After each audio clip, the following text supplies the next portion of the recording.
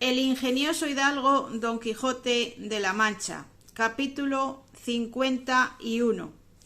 que trata de lo que contó el cabrero a todos los que llevaban a Don Quijote. 3 leguas de este valle está una aldea que, aunque pequeña, es de las más ricas que hay en todos estos contornos, en la cual había un labrador muy honrado, y tanto que, aunque es anejo al ser rico el ser honrado, más lo era él por la virtud que tenía que por la riqueza que alcanzaba. Mas lo que le hacía más dichoso, según él decía, era tener una hija de tan extrema hermosura, rara discreción, donaire y virtud, que el que la conocía y la miraba se admiraba de ver las extremas partes con que el cielo y la naturaleza la habían enriquecido. Siendo niña fue hermosa y siempre fue creciendo en belleza, y en edad de 16 años fue hermosísima. La fama de su belleza se comenzó a extender por todas las circunvecinas aldeas.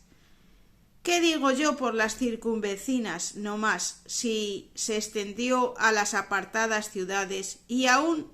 se entró por las salas de los reyes y por los oídos de todo género de gente que, como a cosa rara o como a imagen de milagros, de todas partes a verla venían?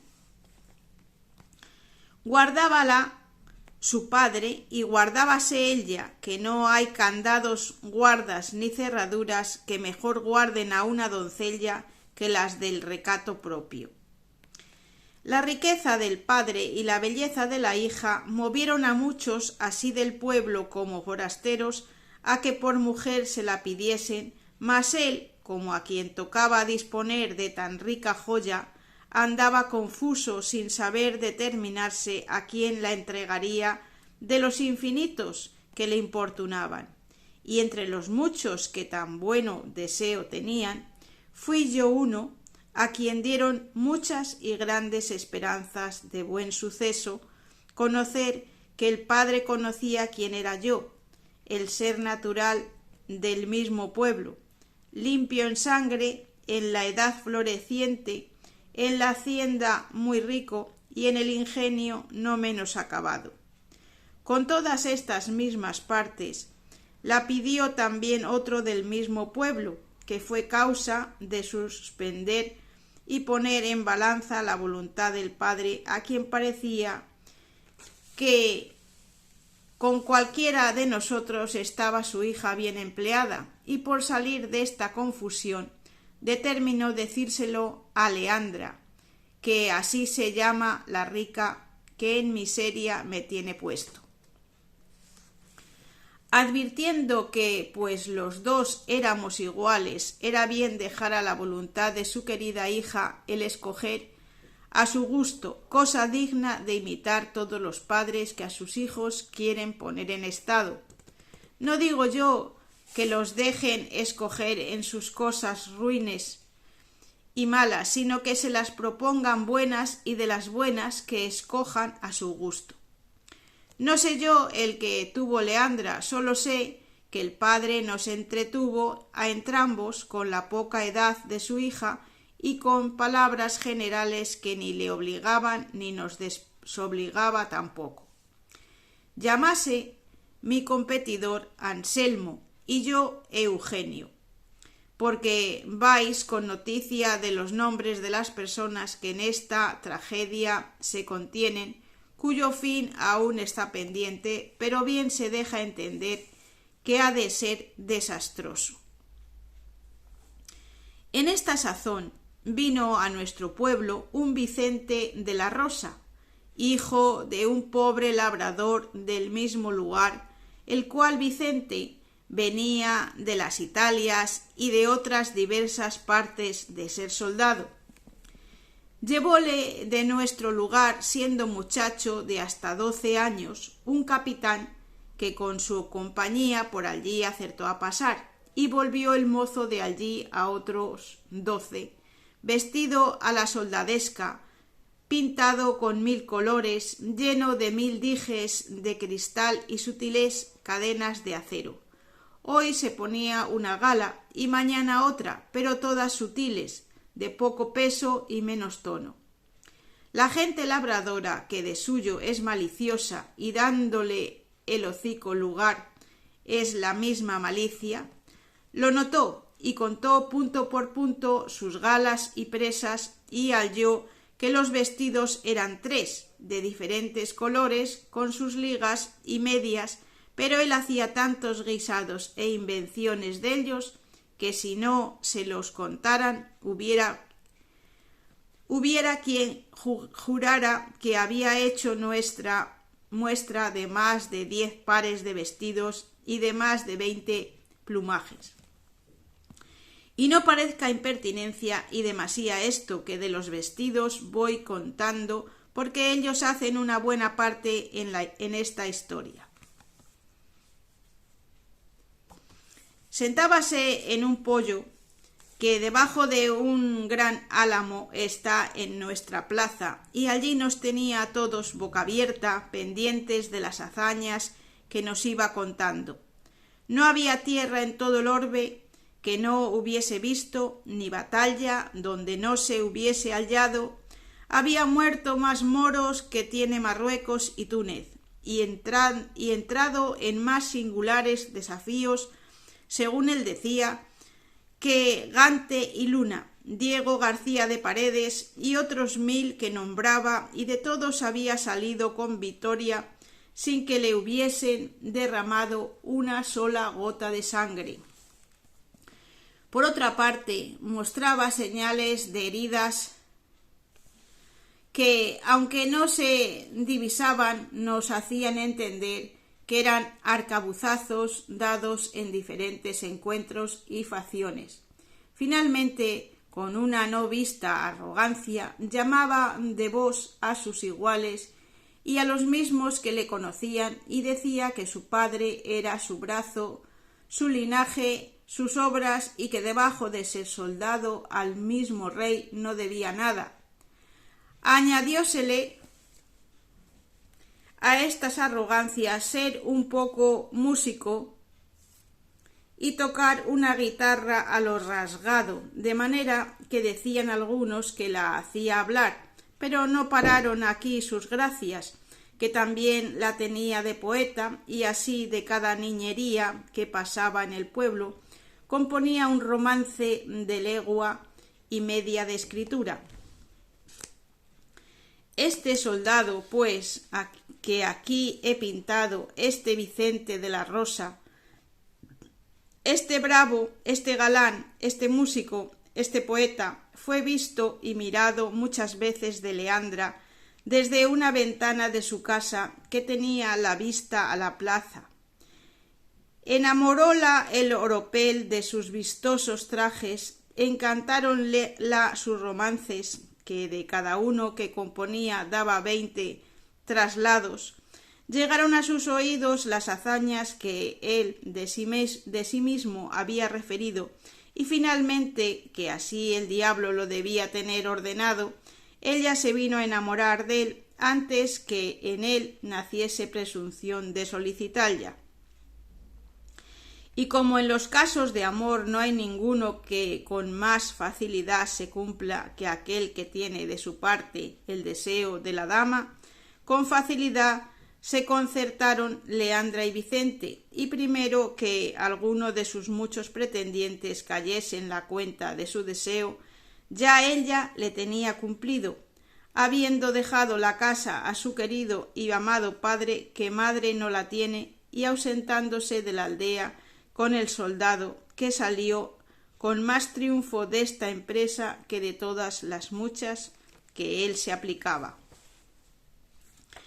Admiró el suceso a toda la aldea, y aun a todos los que de él noticia tuvieron. Yo quedé suspenso, Anselmo atónito, el padre triste, sus parientes afrentados. Solícita la justicia, los cuadrilleros listos, tomáronse los caminos, escudriñáronse los bosques y cuanto había, y al cabo de 3 días hallaron a la antojadiza Leandra en una cueva de un monte, desnuda, en camisa, sin muchos dineros y preciosísimas joyas que de su casa había sacado. Volviéronla a la presencia del lastimado padre, preguntáronle su desgracia, confesó sin apremio que Vicente de la Rosa le había engañado, y debajo de su palabra de ser su esposo, la persuadió que dejase la casa de su padre, que él la llevaría a la más rica y más viciosa ciudad que había en todo el universo, que era Nápoles, y que ella, mal advertida y peor engañada, le había creído, y robando a su padre se le entregó aquella misma noche que había faltado, y que él la llevó a un áspero monte y la encerró en aquella cueva donde la habían hallado. Contó también cómo el soldado, sin quitarle su honor, le robó cuanto tenía y la dejó en aquella cueva y se fue, suceso que de nuevo puso en admiración a todos. Duro señor se nos hizo creer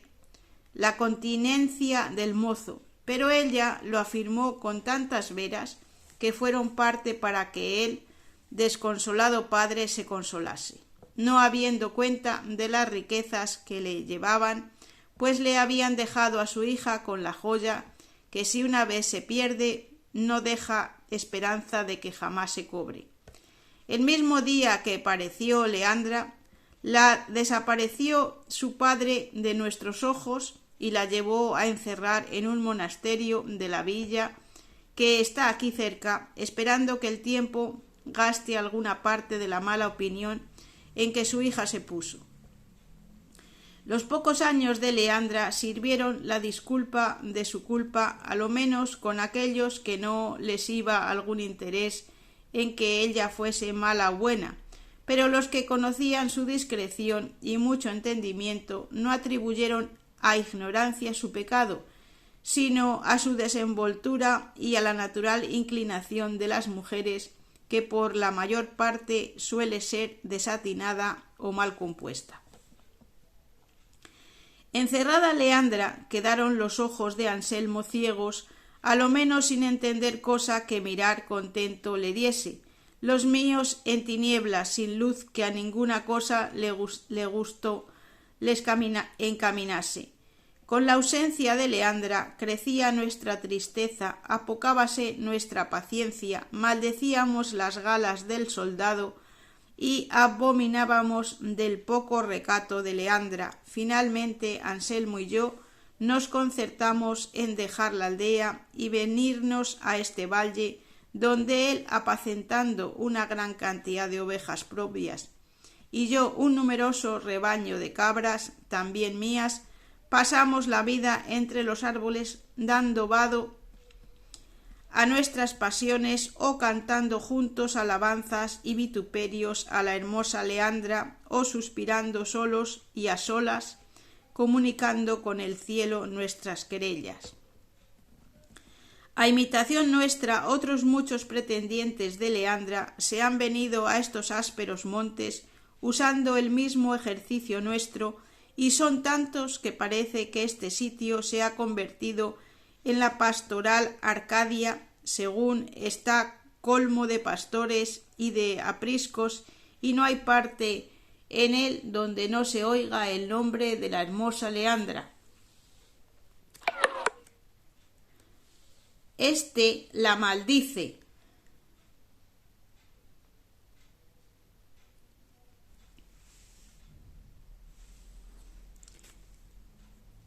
y la llama antojadiza, varia y deshonesta. Aquel la condena por fácil y ligera, tal la absuelve y perdona, y tal la justicia y vitupera. Uno celebra su hermosura, otro reniega de su condición, y en fin, todos la deshonran y todos la adoran, y de todos se extiende a tanto la locura que hay quien se queja de desdén sin haberla jamás hablado, y aun quien se lamenta y siente la rabiosa enfermedad de los celos,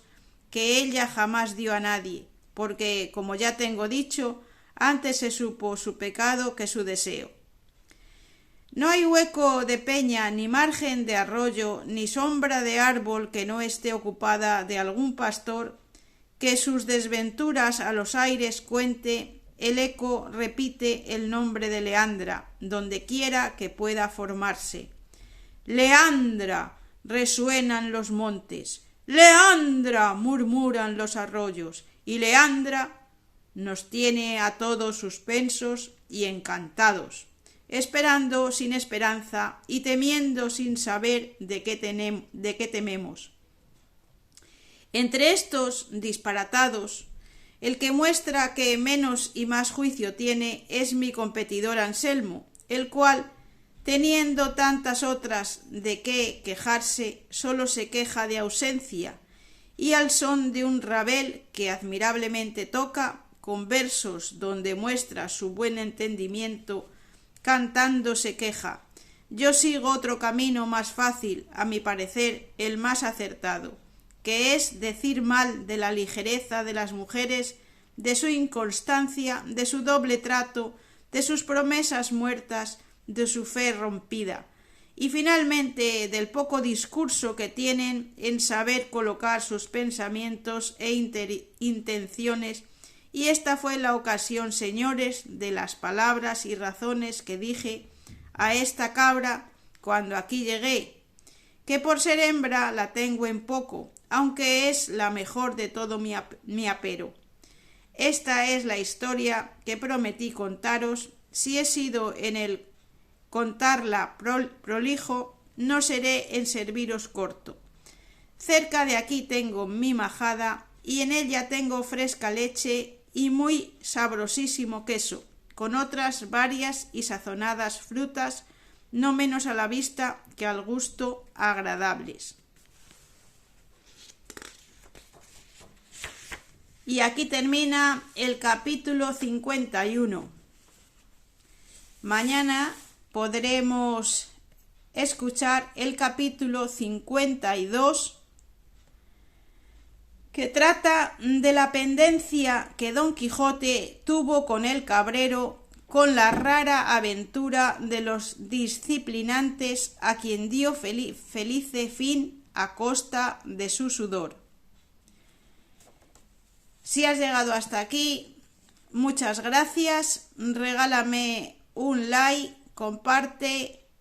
Si no te has suscrito a mi canal, suscríbete para no perderte ninguno de los capítulos de esta maravillosa historia. Si es la primera vez